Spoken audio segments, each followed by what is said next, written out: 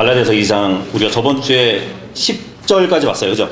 예, 오늘 11절부터 오늘은 15절까지 예, 시간 되는 대로 보도록 할 겁니다.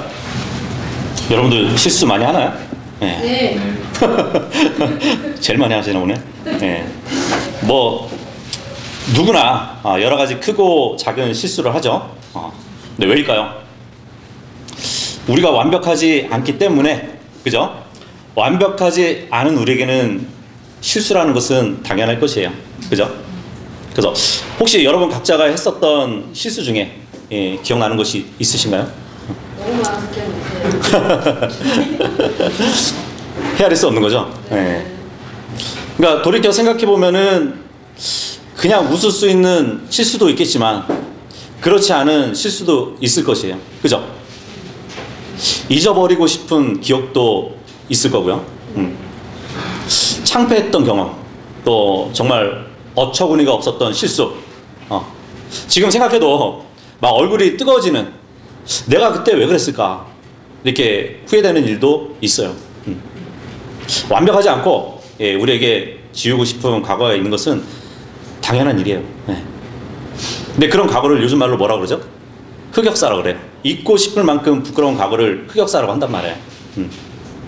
근데 우리 모두에게는 스스로 생각하기에는 흑역사라고 할 수 있는 과거가 다 있단 말이에요. 그죠? 그리고 그런 흑역사는 정말 우리에게만 있는 것은 아니에요. 성경에 나오는 인물들도 나름의 흑역사들이 있어요. 하나님은 완벽하시지만 사람은 완벽하지 않기 때문에 하나님이 사람들과 함께 하신 그 성경의 이야기를 보면 사람들의 실수와 실패로 막 가득한 예, 흑역사를 우리가 볼 수 있다는 얘기예요. 그런데 이 사람들의 실패로 가득한 성경의 흑역사는 다른 측면에서 이렇게 바라보잖아요. 그러면 하나님의 놀라운 또 은혜의 역사이기도 합니다. 예.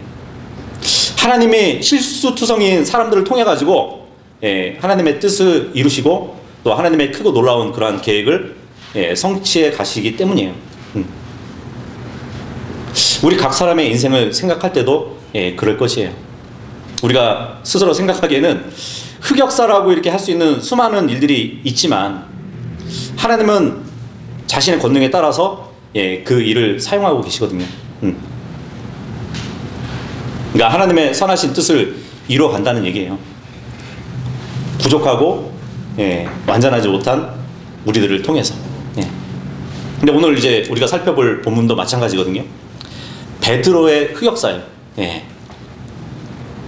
바울은 이제 갈라디아 교회에게 자신의 간증을 시작하면서 자신이 그들에게 전한 복음과 사도 직분을 변호하는 것을 우리가 봤어요. 그리고 이제 바울은 자신의 간증을 마무리하면서 베드로의 잘못을 언급을 합니다. 예.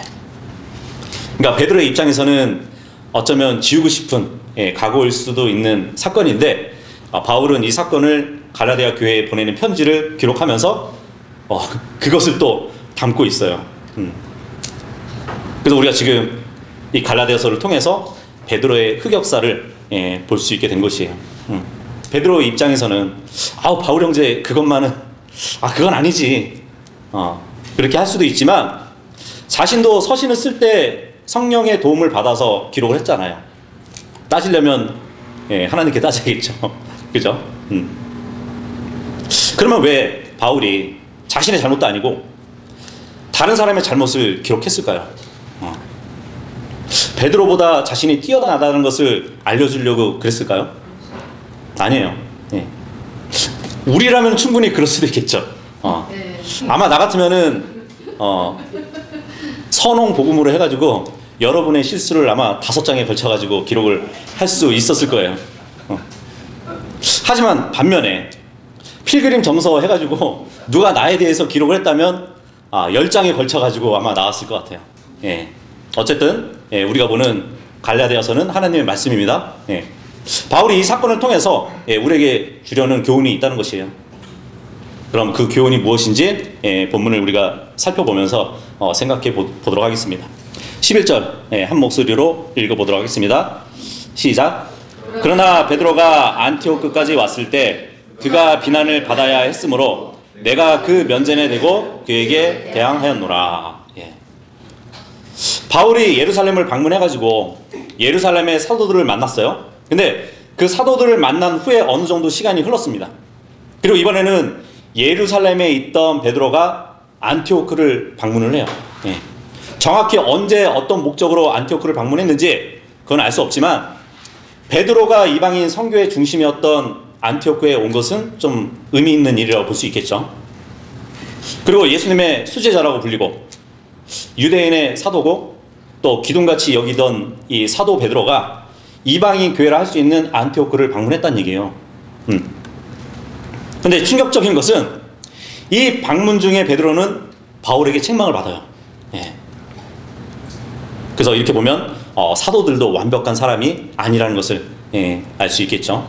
실수를 한다는 얘기예요. 책망을 받을 수 있다는 얘기예요. 그래서 우리는 복음서에서 그러한 장면들을 많이 봐왔죠. 믿음이 없고 연약한 그 제자들의 모습이 우리에게는 너무 익숙하잖아요. 그죠?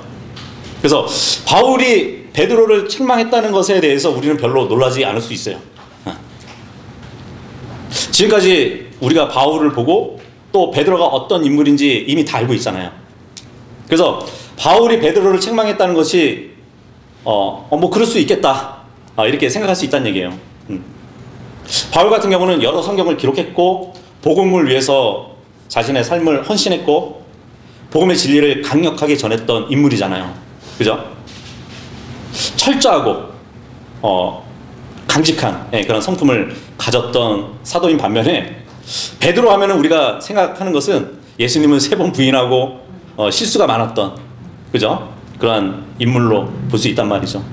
그래서 이 사건을 보면은 베드로가 정말 책망받을 만한 일을 했구나 이렇게 자연스럽게 받아들여진다는 얘기예요. 근데 지금 우리는 그렇게 생각할 수 있지만 그 당시에 사람들은 어땠을까요? 바울이 베드로를 책망한다는 것 정말 쉽게 할 수 있는 일이었을까요? 거기에다가 본문에서 알 수 있는 것은 이 일을 공개적으로 했다는 얘기예요. 사람들 앞에서 베드로를 강하게 책망을 했다는 것이에요. 예를 들어 한번 생각해 보세요. 우리 교회에 저보다 더 연배가 높은 분이 오셨어요. 근데 그분이 실수를 했는데 제가 그 형제님을 이 모임에서 공개적으로 책망한다면 어떻게 될까요? 뭐 다른 분들은 뭐 그럴 수 있지. 실수했으면 당연히 책망 받아야지. 이런 생각을 할 수 있을까요? 그럴 수 없겠죠. 오히려 책망을 내가 받겠죠. 그렇지 않나요? 책망하는 제가 오히려 더 책망을 받을 수 있다는 얘기예요. 근데 지금 바울과 베드로의 상황을 지금 교회의 모습으로 생각하기는 어렵다는 얘기예요. 하지만 책망하는 일이 서로에게 쉽지 않은 일이라는 것은 우리가 동일하게 받아들이겠죠. 책망을 받는 쪽도 그렇고 또 책망을 하는 쪽도 마음 편한 일은 아니잖아요. 그럼에도 바울은 베드로를 책망했대요. 그것은 베드로에게 책망받은 일이 있었기 때문이겠죠. 그래서 이것은 베드로가 했던 일이 그만큼 심각한 일이라는 것을 말해주고 있는 것이에요. 근데 도대체 어떤 일이기에 바울이 베드로를 책망했을까요? 일단 12절 한 목소리로 읽어보겠습니다. 시작. 이는 그가 야고보로부터 어떤 사람들이 오기 전에 이방인들과 함께 먹었으면서도 그들이 오자 할례자들에 속한 자들을 두려워하여 그가 물러나 스스로 분리하였기 때문이라. 안티오크를 방문했던 베드로가 이방인 성도들과 함께 음식을 먹었던 거예요. 이방인들과 함께 식사를 하면서 자유롭게 교제를 했다는 것이에요. 베드로는 유대인이잖아요. 그죠? 근데 유대인 전통에 따르면 이방인과 함께 할 수 없거든요. 하지만 복음으로 인해 가지고 이제는 유대인이나 이방인이 하나가 되었어요. 그죠? 근데 그 사실을 베드로도 믿고 알았던 진리였어요. 물론 이제 베드로가 이 진리를 받아들이는 것은 결코 쉬운 일은 아니었죠. 하나님은 베드로의 생각을 바꾸시기 위해서 놀라운 일들을 하셨어요. 그래서 하나님께서 보자기를 이렇게 내려보내셔가지고 불결한 짐승을 잡아먹으라고 3번이나 베드로한테 이렇게 시청과 교육을 해주셨잖아요. 그죠? 3번씩이나 시청과 교육으로 각인해 주셔가지고 하나님이 이방인도 차별하지 않고 하나님의 백성으로 받아들여 주셨다는 예, 그것을 현실로 보여줬단 말이에요. 그리고 나서 베드로를 이방인 코넬리오스 집으로 보내주시기도 하셨습니다. 예. 근데 베드로가 이제 코넬리오 집에 모인 사람들에게 했던 말이 뭔지 아세요? 사도행전 10장 28절 한번 보도록 할게요. 당신들도 알다시피 유대인인 사람이 또 다른 민족에 속한 누군가와 친교를 하거나 가까워지는 것은 합법적이지 않은 것이라. 그러나 내가 어떤 사람도 속되거나 불결하다고 부르지 말아야 한다는 것을 하나님께서 나에게 보이셨느니라. 이 말을 했어요. 예. 그러니까 여전히 베드로는 유대인이 이방인과 함께하는 것은 위법이라고 믿었고 할 수 없는 일이라고 생각을 했어요. 하지만 이방인들이 복음을 들었을 때 성령이 그들에게 임하시는 그 모습을 보고 나서 베드로가 직접 그것을 보고 나서 하나님의 뜻을 받아들였던 것이에요. 예. 그러니까 하나님이 베드로에게 현실을 보여주시고 직접 말씀하시고 성령이 임하시는 모습을 본 뒤에 그때야 비로소 베드로가 아, 이방인과 함께 할 수 있는 것이구나 이렇게 받아들였다는 얘기예요. 그래서 그만큼 유대인이 이방인과 함께 한다는 것, 유대인이 이방인과 함께 식사를 하면서 교제를 한다는 것은 결코 쉬운 일은 아니었다는 얘기예요. 어려운 일이었어요. 아니, 유대인 입장에서는 아예 할 수 없는 일이었어요. 이렇게 오랫동안 유대인들의 외식 속에서 이방인에 대한 그 배타심이 굳어져 왔었단 말이에요. 근데 그런 예가 또 사마리아 여인에게 나타나셨던 예수님이 그 장면에서 또 볼 수 있겠죠. 그죠? 예수님이 사마리아 여인에게 물을 달라고 하셨을 때 그 여인이 했던 말이 뭐셨죠? 당신은 유대인이면서 어쩌자고 사마리아 여인한테 물을 달라고 하냐고. 그죠? 그래서 유대인이 이방인과 함께 식사를 한다는 것은 상상도 못할 일이었어요. 네. 대단히 죄된 행동으로 간주되었단 말이에요. 하지만 예수 그리스도의 십자가로 인해서 그분의 죽으심으로 인해서 구원이 율법의 행위로 인한 것이 아니라 그리스도의 믿음으로 받게 되었다는 것을 알려주시고 유대인과 이방인 사이에 막힌 담이 허물어졌단 말이에요. 근데 하나님의 은혜로 이제 이방인에 대한 생각을 바꾸시고 진리를 알게 된 이 베드로가 이방인과 함께하는 자가 되었던 것이에요. 그래서 안티오크에서 자유롭게 이방인들과 함께 식사를 했던 것이에요. 그런데 얼마 후에 야고보에서 사람들이 왔대요. 예. 예루살렘에서 안티오크로 온 사람들인데 아마 이 사람들은 이방인도 할례를 받아야 하고 율법을 지켜야 한다고 이렇게 주장했던 사람들 같아요. 근데 이들이 오기 전까지는 베드로는 자유롭게 이방인들과 함께 식사를 했단 말이에요. 여기 본문에 함께 먹었다는 이 말은 그냥 한 번 같이 먹었다는 말이 아니에요. 반복적으로 계속 이방인들과 함께 식사를 하면서 교제를 했다는 얘기거든요. 그러니까 베드로가 이방인들과 식사하는 것이 익숙해져 있었던 그때에 예루살렘에서 사람들이 왔어요. 그때부터 베드로가 달라져요. 이방인을 대하는 태도가 변했어요. 뒤로 물러나기 시작해요. 자신을 이방인들에게서 분리를 했던 것이에요. 예. 베드로가 안티오크에서 했던 일은 이방인들과 밥을 먹다가 예루살렘에 까다로운 사람들이 오니까 잠깐 자리를 피할 정도의 일이 아니었다는 얘기예요.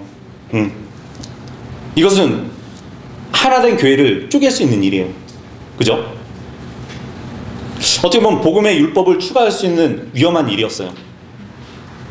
이방인의 사도였던 바울이 이 사실을 알고 가만히 있을 수 있었을까요? 유대인이든 이방인이든 차별 없이 하나님의 백성이 되는 그 복음의 진리가 도전받고 있잖아요. 그죠? 유대인과 이방인이 분리되어서 이방인을 향한 사역이 잘못된 방향으로 갈 수 있는 그러한 위기 상황이 지금 벌어진 거란 말이에요. 그래서 베드로가 책망받을 만한 그 일을 했던 것이에요. 또 한 가지는 뭐냐면 베드로가 책망을 받을 수밖에 없었던 것은 영향력 때문이라고도 볼 수 있죠. 그죠? 13절. 예. 함께 읽겠습니다. 시작. 그러자 나머지 유대인들도 이처럼 그와 함께 가식을 행하였고 심지어 바나바도 그들의 가식에 휩쓸렸느니라. 예. 베드로는 그 당시에 교회의 리더격이었어요. 영향력이 엄청 큰 사도였단 말이에요. 베드로가 말씀을 막 전했을 때 3,000명이 구원받고 막 교회에 나오는 그러한 일이 있었잖아요. 그죠? 그동안에 계속해서 말씀으로 성도들을 돌보면서 인도했었고 교회에서 책임 있는 매우 중요한 위치에 있었단 말이에요. 근데 베드로가 하는 그 말과 행동은 당연히 많은 사람들에게 영향을 줬을 거란 말이에요. 그런데 그런 베드로가 이방인을 의도적으로 피하면서 거리를 두었으니까 어떤 결과가 있었을까요? 베드로의 행동으로 인해 가지고 남은 유대인들도 베드로와 똑같이 행동을 했던 것이에요. 심지어 바나바까지 베드로처럼 행동을 했다고 말씀을 해주고 있어요. 절친한 친구이면서 동역자였던 이 바나바도 정말 대중의 압력에 굴복했다는 것은 정말 바울에게 큰 충격이었을 것이에요. 그죠? 그래서 이렇게 서 있다고 자부하는 그리스도인들도 큰 압력을 받으면 자신들의 신념을 양보할 그 위험에 처할 수 있다는 것이에요. 근데 바울은 이러한 베드로의 행동을 가리켜가지고 가식이라고 합니다. 예. 여기서 가식, 이 디셈블들은 무대에서 가면을 쓰고 연극을 하는 사람을 말할 때 사용했던 단어예요. 예. 그러니까 거짓된 모습 뒤에 진짜 본성이 있는 그런 모습인데, 베드로는 자신이 믿고 있는 것과 다른 행동을 하고 있는 것이에요. 지금. 그러니까 베드로의 행동은 마치 가면을 쓰고 연기하는 것과 같은 그런 모습이었다는 얘기예요. 사람들에게 보이기 위해서 사람들을 의식해서 잘못된 행동을 했던 것이에요.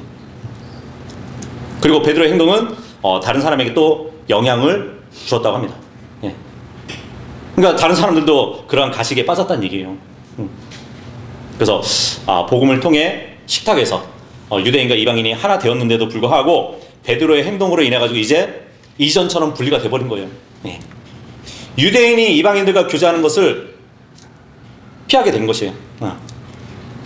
그러니까 안티오크는 이제 두 개의 교회로 또 나눠지는 것이죠. 유대인과 이방인 성도로 나눠지게 된 거란 말이에요.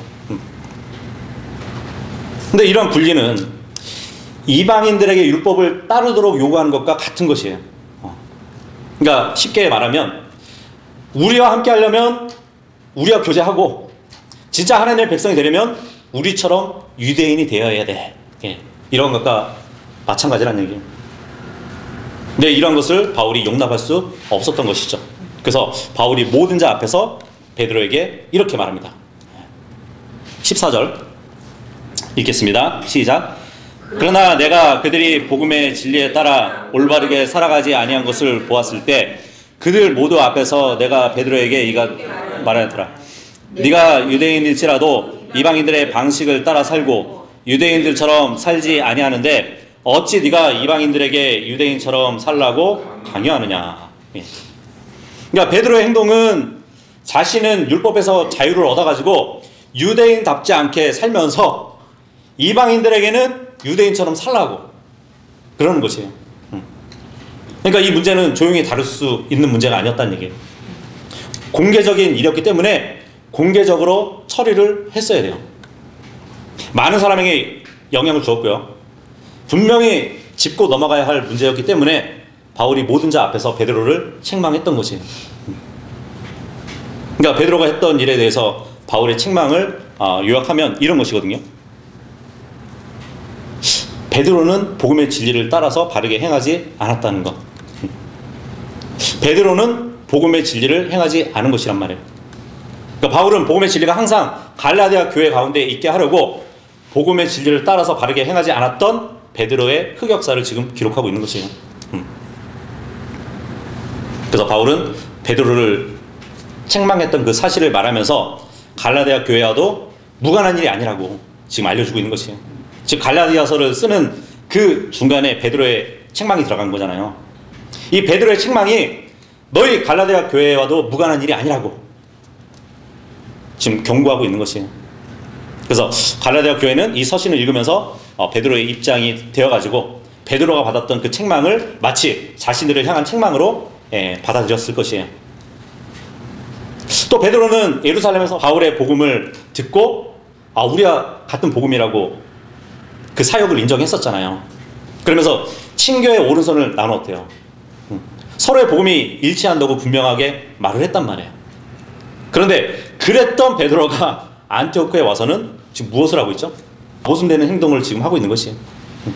다시 말해서 복음의 진리를 따라서 바르게 행동하지 않았다는 얘기예요. 자신이 가지고 있는 진리에 대한 확신과 다르게 행동을 하고 있는 것이에요.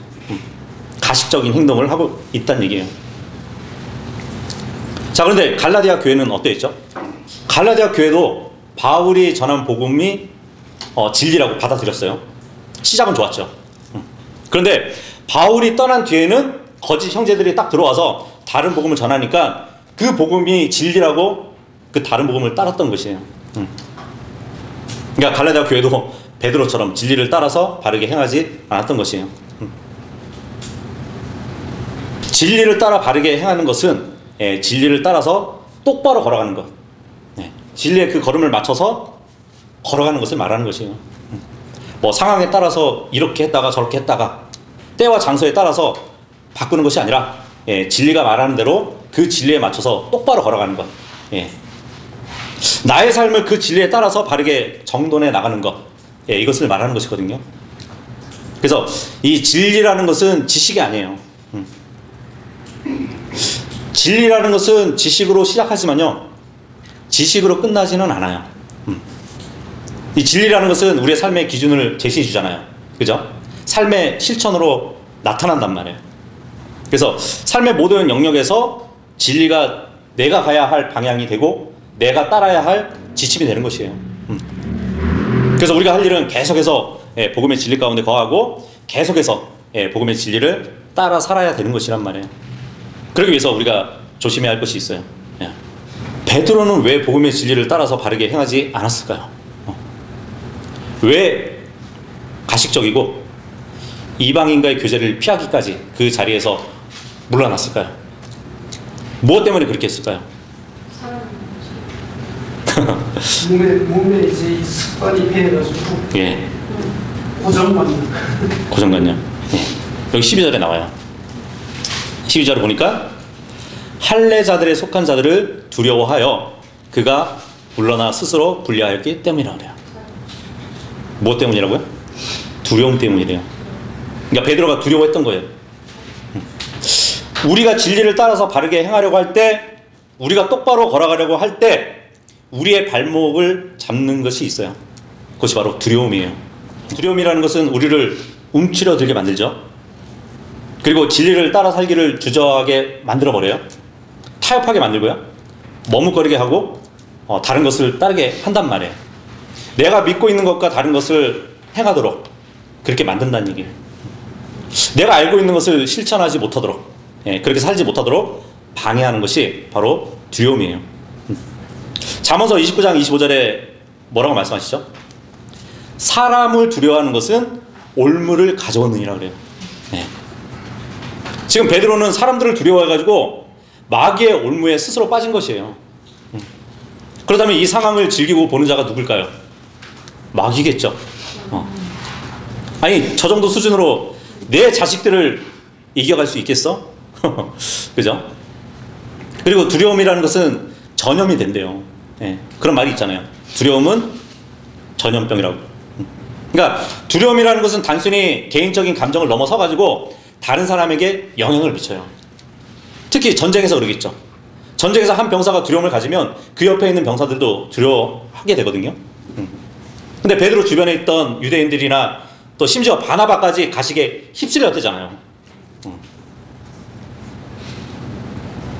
이번만큼은 정말 바울과 비교를 해볼 수 있을 것 같아요. 그 갈라디아서 1장 10절 한번 보세요.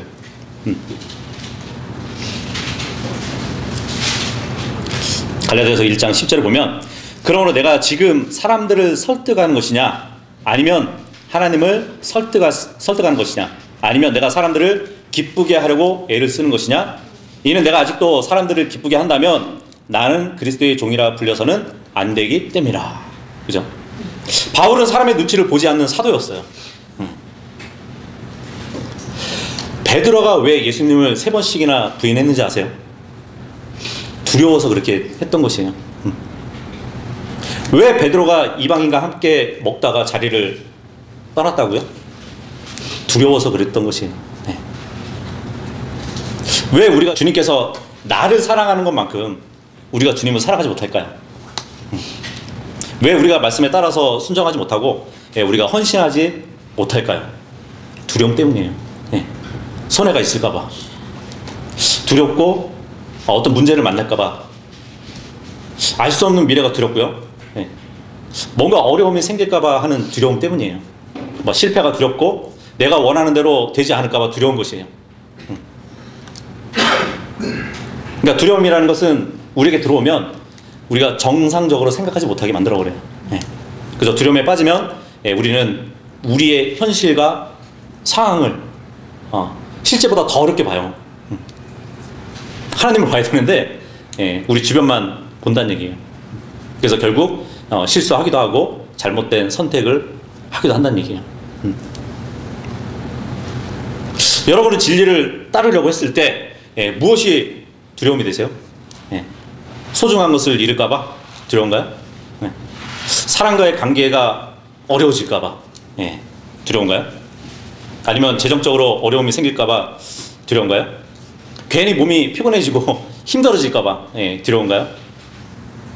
그러니까 우리가 진리를 따라 살고자 할 때 만나게 되는 여러 두려움들이 있어요. 근데 그럴 때 우리는 어떻게 해야 할까요? 어떻게 극복할 수 있을까요? 말씀. 그러니까 두려움이 찾아올 때 이렇게 한번 해보세요. 두려움을 이기기 위해서는 더 두려운 것을 생각해야 되는 것이에요. 아이들이 병원에 가잖아요. 그럼 굉장히 두려워하죠. 하지만 정말 아프면 병원에 가는 것을 두려워하지 않아요. 그렇지 않아요? 아픈 것이 더 두렵기 때문에. 그러니까 두려운 것은 더 두려운 것이 있을 때 이겨낼 수 있는 것이란 말이에요. 그러니까 우리에게 두려운 것이 있으면 더 두려운 것을 생각해야 되는 것이에요. 사람과의 관계에서 어려움을 겪는 것이 두렵다면 하나님과의 관계에서 멀어질 것을 더 두려워하시면 돼요. 그죠? 이 땅에서 겪는 경제적인 어려움보다 더 두려운 것은 천년왕국에 가서 우리가 가난하게 될까? 그것을 생각해야 되는 것이에요. 세상에서 무능한 사람이 되는 것을 두려워하는 것보다 하나님을 섬기는 일에 내가 더 무능한가 생각해야 되는 것이에요. 그래서 세상을 떠나서 어려움과 고난을 겪는 것보다 더 두려운 것은 하나님을 떠나가지고 세상에서 만족을 구하는 일이란 말이에요. 그렇다면 우리는 무엇을 더 두려워할까요? 그래서 우리는 우리를 두렵게 만드는 것이 무엇인지 똑바로 봐야 되는 것이에요. 그리고 그것이 그렇게 두려워할 만한 것인지 제대로 봐야 되는 것이에요. 많은 경우에는 실제로 두려워할 만한 것이 아니라는 것을 알게 될 것입니다. 성경은 말씀하세요. 두려워하지 말라고. 계속해서 말씀하세요. 두려워하지 말라고. 그죠? 얼마나 많이 반복되는지 몰라요. 그뿐만 아니라 이제 성경은 계속 또 이 말씀을 하시죠. 우리는 두려워하지 말아야 하고 또 우리는 두려워해야 한대요. 성경은. 다시 말하면 우리는 정말 두려워할 뿐 하나님만을 두려워하고 다른 모든 것들은 두려워하지 말아야 되는 것이에요. 그러니까 우리가 두려워할 대상은 오직 하나님밖에 없기 때문이죠. 그래서 우리는 하나님을 경외함으로써 그분만을 두려워하고 그분만을 따라야 되는 것이에요. 그럴 때 우리가 진리를 따라서 바르게 행할 수 있는 것이에요. 예수님이 마태복음 10장 28절에 그렇게 말씀하셨잖아요. 그리고 몸을 죽여도 혼을 죽일 수 없는 자들을 두려워하지 말라고. 사람들을 두려워하지 말래요. 반면에 혼과 몸 모두를 지옥에서 파괴시킬 수 있는 그분을 오히려 두려워하라. 그렇게 말씀합니다. 물론 우리는 주님이 우리를 지옥으로 보내는 건 아닐까 하는 그러한 두려움을 가지라는 것이 아니라 그 정도의 권능을 가지신 분에게 다른 그 어떤 두려움이 비길 수 없다는 것을 알라는 것이에요. 사도 바울이 이제 빌립보서에서 이렇게 말을 했죠. 빌립보서 2장 12절에 보면 이런 이유로 나의 사랑받는 자들아 너희가 늘 순종해 왔듯이 내 앞에서 뿐만 아니라 내가 없는 지금 더욱더 순종하여 두려움과 떨림으로 너희 자신의 구원을 나타내라. 우리가 두렵고 떨림으로 우리의 구원을 나타내는 것, 그것이 우리가 복음의 진리를 따라서 바르게 행하는 것이에요. 자, 본문 돌아와서 15절 읽겠습니다. 시작. 우리는 원래 유대인들이요 이방인들에 속한 죄인들이 아니나. 예. 여기 말씀에서 유대인과 이방인이 대조가 되죠. 그런데 이방인에 대해서 뭐라고 부르죠? 죄인이래요. 예. 그러니까 바울의 말은 우리는 태어날 때부터 유대인이기 때문에 이방인들과 같은 죄인이 아니라는 그 말을 해주고 있어요. 그러니까 당시에 유대인들은 이러한 생각을 갖고 있었어요. 근데 바울은 그러한 생각을 가지고 와서 지금 잘못을 짚어주고 있는 것이에요. 한번 생각해 보세요. 유대인이 이방인을 자신과 다른 죄인으로 구분했던 그 근거가 뭘까요? 율법이에요. 네. 유대인은 율법의 행위가 있었고 이방인은 없었어요. 그래서 유대인에게 이방인은 율법의 행위가 없는 죄인이라고 취급을 했던 것이에요. 때로는 개 취급까지 했었잖아요. 그죠? 그래서 유대인은 율법의 행위를 통해서 이방인들과 자신들을 구분을 했었단 말이에요. 근데 이 말은 유대인이 난 누구인가라는 그 질문에 대해서 이렇게 답하는 것 같아요. 나 할례 받은 사람이야. 나 안식일을 지키는 사람이야. 난 이방인하고 말도 섞지 않는 사람이라고. 부정한 음식도 입에 대지 않는 사람이라고. 난 율법 없는 저 죄인들과 달라. 난 율법을 행하는 사람이야. 그러니까 유대인들은 선택받은 백성이었잖아요. 하나님이 허락하신 율법하에 있었고 그 율법에 순종할 수 있는 특권을 가지고 있었어요. 그래서 이방인과 구분되는 율법의 행위가 그들의 정체성이었단 말이에요. 생각해 보세요. 유대인들은 눈에 확 띄어요. 먹는 것부터 달라요. 다른 사람들이 먹는 것을 먹지 않아요. 그 식사 자리도 함께 하지 않아요. 그리고 안식일과 절기를 지키는 그 일들, 이방인들과 확연하게 다르죠. 할례도 받잖아요. 그래서 당시 유대인들은 극단적으로 사람들과 구분되었던 민족이었단 말이에요. 그럴 때 유대인들은 자신이 이방 죄인들과 다르다고 이렇게 생각을 했었던 것이에요. 그러니까 정리하면 우리는 본래 유대인들이요 이방인들에 속한 죄인이 아니다. 이 말은 우리는 태어나서부터 하나님의 백성이고 율법에 순종하고 선민 밖에 있는 사람들은 하나님 법 밖에 있는 사람들이기 때문에 그 이방인들은 죄인이다. 이렇게 인식을 했던 것이죠. 근데 사실 그리스도의 의의 기준에 두고 보면 유대인이나 이방인들이나 다 죄인이에요. 그죠? 그러니까 율법에 순종하는 유대인들은 자기들이 이방인들에 속한 자들과 구분된다는 것이에요. 근데 그 구분을 갖게 해주는 것이 뭐냐면 율법의 행위라는 것이에요. 내가 율법에 순종하느냐에 따라서 나의 정체성이 달라진다는 것이에요. 결국은 율법에 대한 순종, 나의 노력, 나의 어떠함, 나의 수고, 나의 열심, 나에게 달리는 것이에요. 그죠? 나 스스로가 내가 어떤 사람인지를 만들고 결정한다는 얘기예요. 근데 이것은 복음의 진리가 아니죠. 다른 복음을 얘기하는 것이에요. 아무리 율법에 능통했고 모두 지켰을 만큼 율법주의였던 이 바울의 생각은 어땠을까요? 디모데전서 한번 우리가 보도록 할게요. 디모데전서 1장 7절하고 8절 보시면 그들은 율법 선생들이 되고자 갈망하나 자신들이 무엇을 말하는지도 무엇에 관하여 주장하는지도 이해하지 못하는도다. 그러나 만일 사람이 율법을 합법적으로 사용한다면 율법은 선한 것이라는 것을 우리가 아느니라. 사실 율법이라는 것은 인간의 구원을 완성시킬 수 없지만 인간이 죄인이라는 사실을 알려준다는 점에서는 선한 것이래요. 그죠? 그런데 그 율법을 잘 알고 잘 지킨다고 하는 그 사람들은 율법 선생이라고 자부할 수는 있지만 율법에 대해서 무지한 자라고 말을 해주고 있습니다. 12절에서 14절까지 보시면 그런즉 나를 능력 있게 하신 그리스도 예수 우리 주께 감사드리노라. 이는 그분께서 나를 신실하게 여기시어 나를 사역에 넣어 주셨기 때문이라.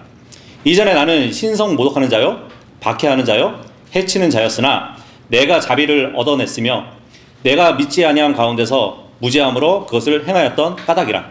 그리하여 우리 주의 은혜가 그리스도 예수 안에 있는 믿음과 사랑과 더불어 지극히 넘쳤도다. 교회를 핍박했던 바울을 그리스도께서 신실하게 여겼대요. 이상하지 않나요? 교회를 박해했던 바울을 어떻게 신실하게 여길 수 있죠? 하나님이? 이상할 필요가 없어요. 새 언약을 모르고 옛 언약에 머물러 있던 바울은 하나님께 신실했던 행동이었어요, 그게. 그래서 교회를 핍박했단 말이에요. 그래서 주님이 그를 사역자로 사용하셨대요. 근데 바울이 어떤 사역자가 됐죠? 이방인의 복음 사역자. 디모데전서 2장 7절에 보면 이방인들의 선생으로 자신이 선임됐다고 기록을 해주고 있어요. 그러면서 여기 15절에 보니까 그리스도 예수께서 죄인들을 구원하시고자 세상으로 오셨다는 이 말은 신실한 말씀이요 전적으로 받아들이기에 합당하도다. 죄인들 중에 내가 우두머리라. 예. 오늘 갈라디아서를 보니까 죄인은 누구라고요? 이방인들. 이방인들에 속한 자들이라고 해요. 근데 바울은 자신을 죄인과 구분되는 자칭 의로운 유대인이 아니라 죄인으로 불리던 이방인에 서 있는 것이에요. 그들 중에서 우두머리래요. 뭐 어떤 분들은 예수님을 영접하고 다 하나님의 아들들의 신분을 받아놓고서 여전히 자신을 죄인이라고 불러요. 하지만 하나님은 구원받은 그 자녀들을 가리켜가지고 죄인이라 부르신 적이 없어요. 그러니까 우리는 신분과 상태를 구분해야 돼요. 신분을 아들과 죄인을 혼용해서 사용하면 안 돼요.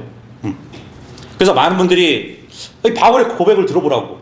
바울도 여기 보니까 죄인 중에 우두머리라고 하지 않냐. 그렇게 반격을 합니다. 이것은 정말 성경 문맥을 전혀 고려하지 않은 것이에요. 여러분이 섬기는 하나님은 아버지와 아들과의 관계인가요? 아니면 재판장과 죄인의 관계예요? 그렇죠. 물론 우리 몸은 여전히 죄를 짓는 육신이죠. 그런데 성경은 우리의 육신을 죽은 것으로 여기래요. 예수님을 믿고 구원받은 자들은 그분과 함께 육신을 십자가에 못 박은 사람들이에요. 그런데 왜 죽은 자의 신분을 자꾸 거들먹거리죠? 그죠? 어쨌든 바울 자신도 정체성을 이방인과 다름없는 하나님의 은혜를 받을 수밖에 없는 자로 여겼어요. 물론 우리는 다르죠. 우리는 다 이방인에 속한 죄인들이었어요. 우리는 각자가 자신의 행위나 노력으로 의롭게 되려는 그런 자기의가 아니라 예수 그리스도를 통해서 나타난 그러니까 하나님의 은혜와 사랑으로 인해서 의를 받은 자들이에요. 그래서 우리의 죄를 대신 짊어지시고 십자가에 달려 죽으셔서 완전히 그 죄를 제거하신 예수 그리스도는 우리를 구원하신 하나님이세요. 그죠? 그래서 오늘은 여기까지 보고 오늘도 그분을 기쁘시게 하는 그 마음에 앞서서 그분을 기뻐하는 모두가 되시기를 바라겠습니다. 예. 수고하셨습니다.